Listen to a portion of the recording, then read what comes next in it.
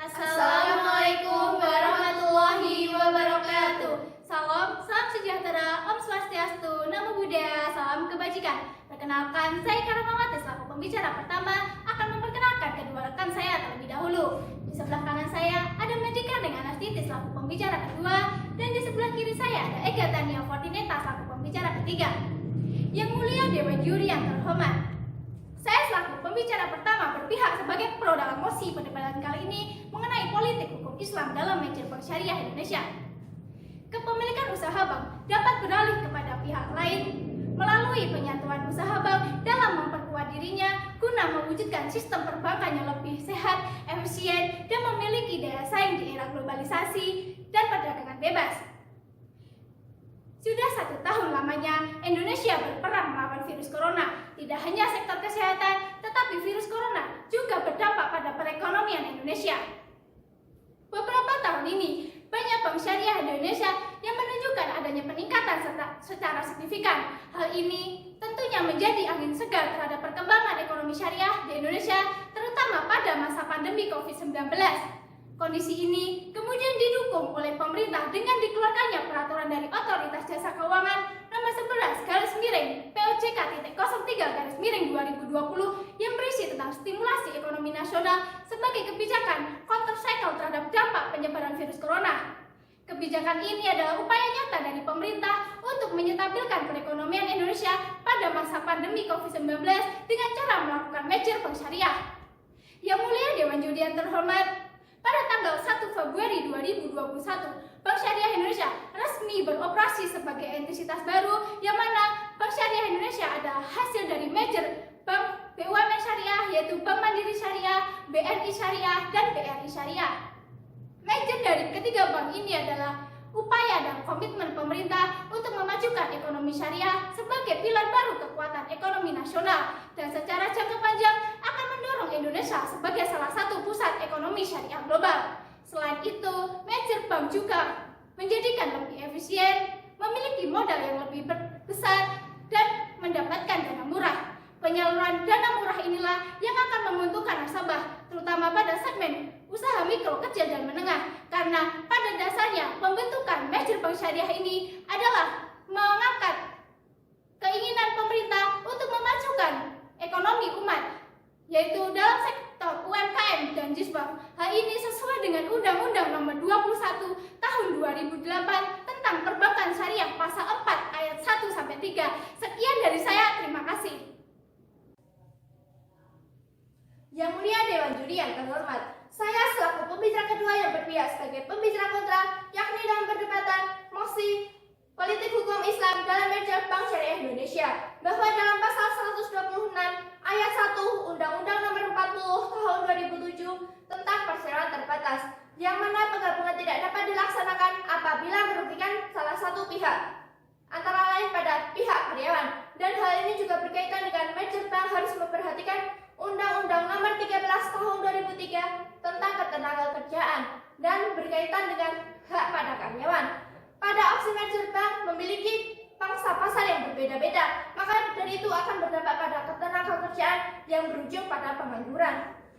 Dewan Juri yang terhormat, merger bank juga harus memperhatikan pemegang saham minoritas untuk menjual sahamnya kepada bank dengan harga yang wajar.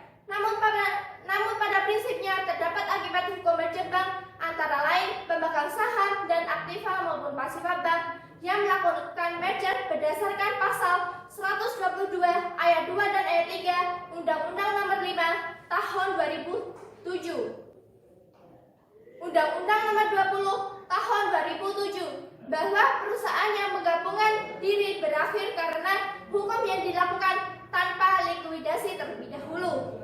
Dewan Juri yang terhormat, merger tiga bank syariah BUMN di Indonesia terdapat isu monopoli. Dalam kegiatan perusahaan terdapat dalam Undang-Undang Nomor 5 Tahun 2000, Undang-Undang Nomor 5 Tahun 1999 tentang larangan praktek monopoli dan persaingan usaha secara tidak sehat. Ada juga pasal 17 ayat 1 dan ayat 2 dan juga pasal 28 ayat 1 dan adanya larangan praktek monopoli dalam Quran Surat Al-Hajj ayat 25. Dewan Juri yang terhormat, dalam sudut pandang politik hukum, ketentuan pasal 50 Undang-Undang Peradilan Agama tersebut menegaskan adanya tarik-menarik kepentingan antara pengadilan agama dengan pengadilan umum dalam hal penyelesaian sengketa ekonomi syariah. Dalam hal ini perbankan syariah. Sebab penyelesaian sengketa hak milik antara subjek hukum non-muslim harus diselesaikan di pengadilan terlebih dahulu, walaupun objeknya sengketa berada di ranah ekonomi syariah. Saya sebagai pembicara kedua yang berpihak sebagai pembicara kontra, yakni dalam mosi perdebatan politik hukum Islam dalam Majelis Bank Syariah Indonesia. Sekian dan terima kasih. Fit Justice Spirit Mundus. Meskipun dunia runtuh, keadilan harus tetap ditegakkan. Yang mulia Dewan Juri yang terhormat, izinkanlah saya selaku pembicara ketiga sebagai pihak pro memaparkan argumen terkait mosi perdebatan politik hukum Islam dalam Majelis Bank Syariah Indonesia.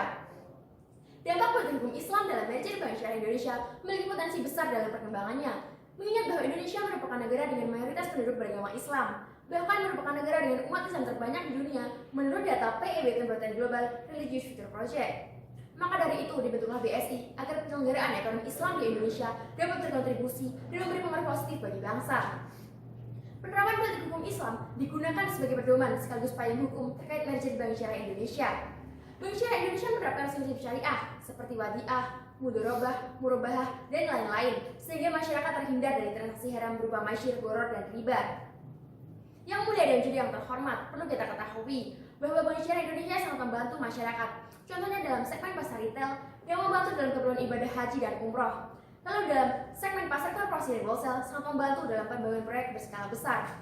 Bank Syariah Indonesia juga menargetkan porsi pembiayaan sebesar 23% kepada segmen UKM dan mikro. Selain itu, Bank Syariah Indonesia juga memberikan fasilitas kepada ekspor produk halal Indonesia. Yang mulia dan juri yang terhormat, Bank Syariah Indonesia dikelola secara transparan, akuntabel, dan saksama sehingga berlaku sesuai dengan peraturan undang-undangan yang berlaku sesuai politik hukum Islam. Bank Syariah Indonesia juga menciptakan lapangan kerja dan meningkatkan taraf hidup rakyat. Kebijakan tersebut juga mengatasi kesenjangan ekonomi yang terdapat dalam pasal 33 Undang-Undang Dasar 1945 dan sila kelima Pancasila. Bank Syariah Indonesia masuk ke dalam 10 besar emiten dengan kapitalisasi terbesar di Bursa Efek Indonesia. Dengan pencapaian tersebut, saya sebagai pembicara ketiga pihak pro sangat sepakat dengan mosi perdebatan kali ini. Sekian, terima kasih. Kesimpulan dari mosi perdebatan kali ini dari sisi pro adalah Majelis Bank Syariah adalah upaya pemerintah untuk menyetabilkan perekonomian pada masa pandemi COVID-19.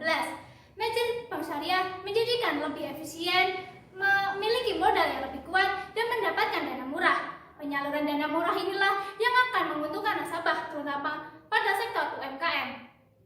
Selanjutnya, Majelis Bank Syariah juga menguntungkan masyarakat antara lain untuk keperluan ibadah haji, umroh, kesehatan, pendidikan, dan lain sebagainya. Sedangkan pada sisi kontra, Bank Majelis Syariah memicu terjadinya monopoli mengingat ekosistem perbankan syariah di Indonesia yang tergolong sangatlah minim. Selain itu, dominasi dari 3 bank yang dimerger juga menjadi pemicunya.